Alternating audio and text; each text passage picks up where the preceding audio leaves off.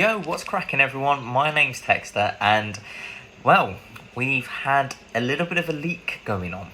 Windows 11, by any chance, we've had a Windows 11 build that's been leaked on the internet, and me being curious into tech, I thought I'd give it a go. So, let's jump straight into it. We're going to have a series of 3 videos. One's going to be covering the installation, which is this one right here. So you should see the installation booting up on the side right here with the new Windows 11 logo.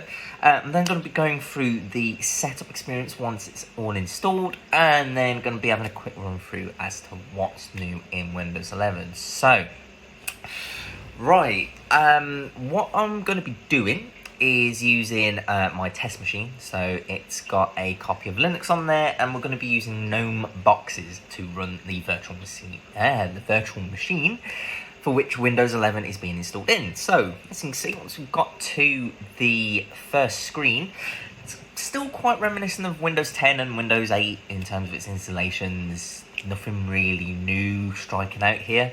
If you've ever had a chance to look into any Windows beta images when you've been testing them with Windows 8, Windows 8.1 and Windows 10, you might notice a little bit of funkiness going on with the fonts, the terms and conditions being a bit but again, it's nothing that's really jumping out going, whoa, this is a bit different.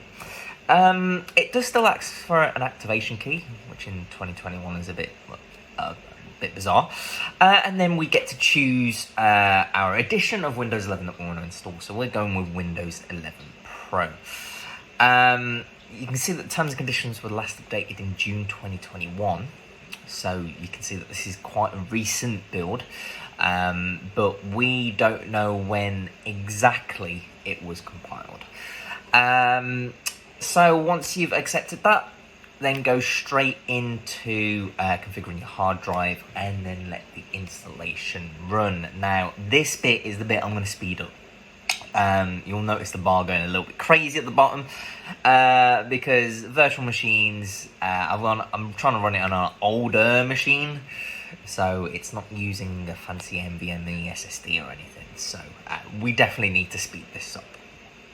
So, again, from here on in, it's pretty bog standard for a Windows installation. Copying your Windows files, got the same checklist that we've had for years and years. Windows still looks the same. There's nothing really too exciting going on here, to be honest. But when we do restart, again, we're greeted by that new boot logo. And then we get greeted with a slightly new welcome splash screen. I don't know how you want to call it, really. That, well, it does kind of represent Microsoft's shift into their new design language, which we'll see popping up in a mo. But yeah, from an installation perspective, nothing new. It's pretty standard, and once my machine eventually catches up, we should see that new splash screen come into play.